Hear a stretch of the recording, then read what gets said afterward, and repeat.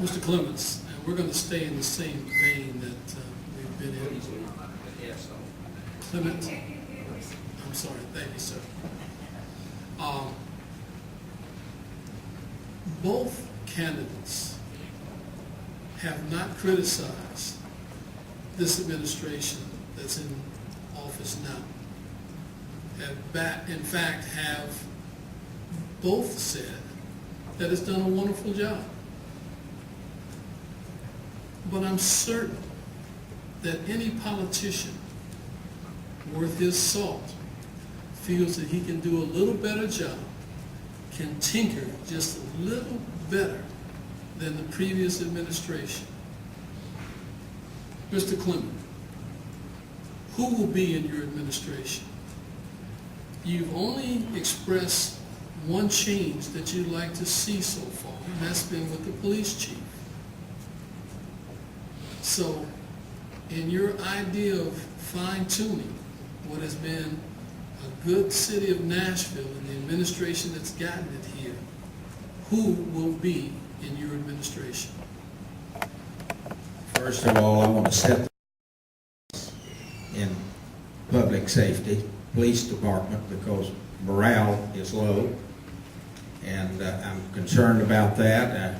70 positions have been funded, hadn't been filled. Our policemen are writing tickets. Some of them being written on the interstate highway system. I'd like to have those police in neighborhoods and communities, and making people feel safer and secure. As I've stated, I have not promised any jobs. I'm still very open when it comes to who's going to serve in my administration. I got a lot of people in my campaign have worked real hard, and I haven't even promised them a job in my administration, but it sure gives me an opportunity to look at them, review them, as well as people I've met throughout this campaign and people I've known from the past. But I assure you one thing, I want the most qualified, most talented, most gifted people that I can find to serve in my administration. Now, I want to comment on management style.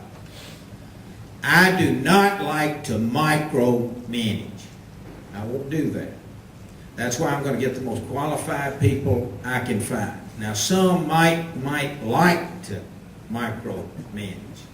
That's not my style, and that's not how I get things done.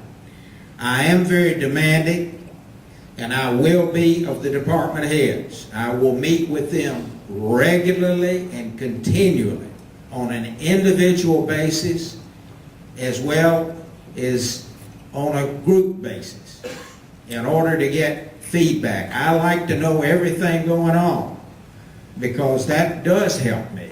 But I'm not going to stand over them and hover over them in getting the job done. If they're not getting the job done, then we need to replace them and get someone who can get the job done for the people, because I know who my boss is, and that's the people of Nashville. Well, I think there are some things I would do different than the current administration has done, or things I would try to improve on. I certainly would try to improve on having a better relationship with the Metro Council. I think it's, I'm not, I think the key thing is communication, reaching out to people. You can disagree about any given ordinance or any given policy, but you still need to talk. You still need to reach out to folks. And I certainly recognize, after campaigning in this county of 503 square miles, that this county is big enough that if you don't rely on the district council people to give you insight to what's going on in their districts and what the local concerns are, then you're really missing an opportunity. So that'd be one thing I would try to do. I do think we could do a lot better, be a lot more aggressive in terms of looking at ways of implementing the disparity study, of awarding minority contracts. And that's why perhaps I'll change the name of the advisory group, but I want people to help me do that, to work through those issues and to help create more African American owned business in this city. I think that's important. I want to do that. In terms of personnel, I mean, one of the things that I think will happen when I become mayor, it will be a new administration, and that's going to be reflected in the fact that there'll be a new finance director, a new law director, and a new deputy mayor. And again, I want those people particularly to be candid people who represent not just what I am, a clone of myself, but to be people who represent this entire community and different ideas, and that have the same goal that I have, which is to be accessible, to be open to folks. And so that's who they'll represent. As for the department heads, you know, the department heads beyond the mayor's office are for the most part civil service. And the charter is set up so that those offices really don't become politicized, and they shouldn't. And I disagree a little bit with Bob about the police chief, because I think, you know, being a police chief in urban America is like one of the hardest jobs there is. Everything kind of comes to a head at that point. And you have to acknowledge that we are at 16-year lows in most crime statistics. The homicide rate is down 25%. We're doing a better job than we've ever done, I think, in actually promoting African Americans and others within the police department and the fire department. And that's a good thing.